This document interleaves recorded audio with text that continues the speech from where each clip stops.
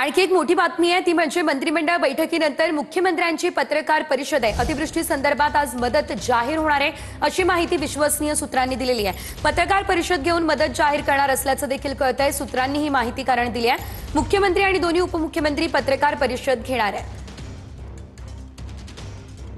अतिवृष्टीचे निकष बदलून शेतकऱ्यांना मदत होण्याची शक्यता आहे। बुजलेल्या विहिरींनाही मदतीचा प्रस्ताव, शेतीसाठी मातीवरती रॉयल्टीची आकारणी नाही। ओल्या दुष्काळाचे सर्व निकष लागू करणार अशी माहिती सूत्रांनी दिलेली आहे। निकषाच्या पलीकडे जाऊन पूरग्रस्तांना मदत जाहीर करण्याची ही शक्यता आहे। विविध निकष बदलण्याबाबतचा प्रस्ताव मदत पुनर्वसन विभागाने तयार केलाय। एखाद्या गाव परिसरात अतिवृष्टी झाली का हे ठरवण्यासाठी सरकारचे काही निकष आहेत। किमान 65 मिलीमीटर किंवा 5 दिवसांपर्यंत दररोज किमान 10 मिलीमीटर पाऊस पडलेला असावा, हा एक महत्त्वाचा निकष यामध्ये आहे।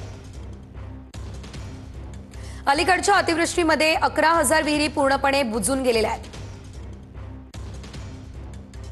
शेतकऱ्यांच्या कर्जवसुलीला स्थगिती आणि कर्जाचं पुनर्गठन, विद्यार्थ्यांना शुल्क माफी आदी निर्णय सरकार घेण्याची शक्यता आहे। तर मंत्रिमंडळ बैठकीनंतर मुख्यमंत्र्यांची पत्रकार परिषद होणार आहे आणि आज अतिवृष्टी संदर्भात मदत सुद्धा जाहीर होणार असल्याचं विश्वसनीय सूत्रांनी सांगितलेलं आहे।